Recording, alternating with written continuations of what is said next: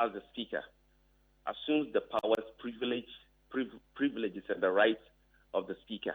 What it means is that whatever the substantive Speaker can do when he presides over the proceedings of Parliament, that's exactly what either of the two deputy speakers can also do when they sit on the chair as the Speaker. Honourable, looking at all that has transpired, and the hard stance that both the majority and the minority took, where they boycotted proceedings in Parliament and all, and even now we're hearing that the minority is even saying that going forward they'll be asking for a head count, they'll be asking for votes on every policy and all that.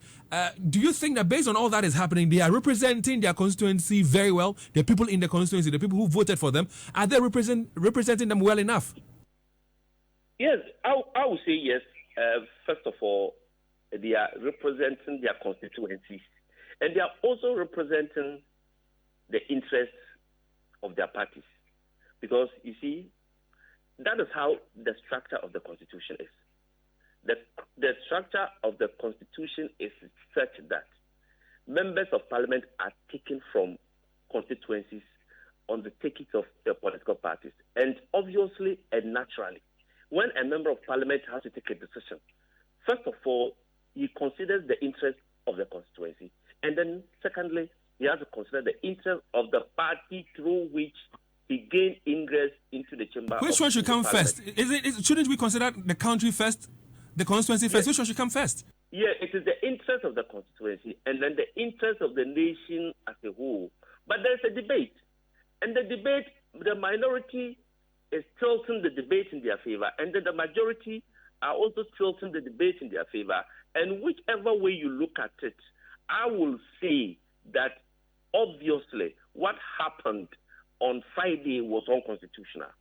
But there is a dispute as to whether the first deputy speaker, when he sat yesterday as the speaker, could he be considered as a member of Parliament present and therefore forming part of the quorum?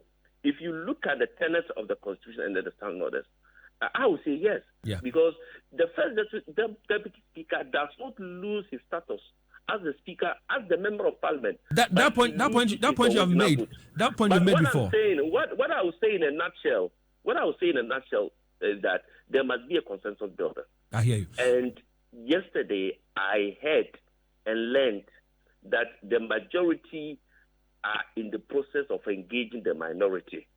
The minority have placed on the table 5 concessions.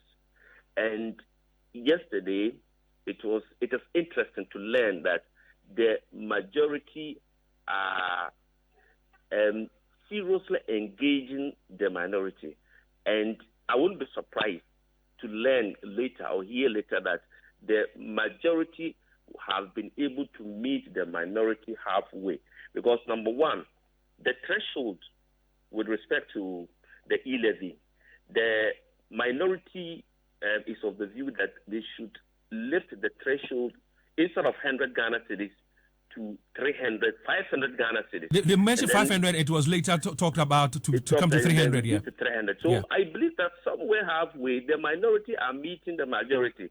And I think the 5 concessions that the minority have listed, I believe at the end of the day, before the appropriation bill is passed, they would have met them halfway, and probably peace would have been brokered, and the appropriation bill at the end of the day will be passed. And again, we're being told that the 1.75% is going to be reduced to 1.5%, although the minority was asking for 0.5% or even 1%. Yes. Joseph, in some 30 seconds, for my time is gone, but do this for me in 30 seconds. You agree that the parliamentarians are representing their constituencies very well based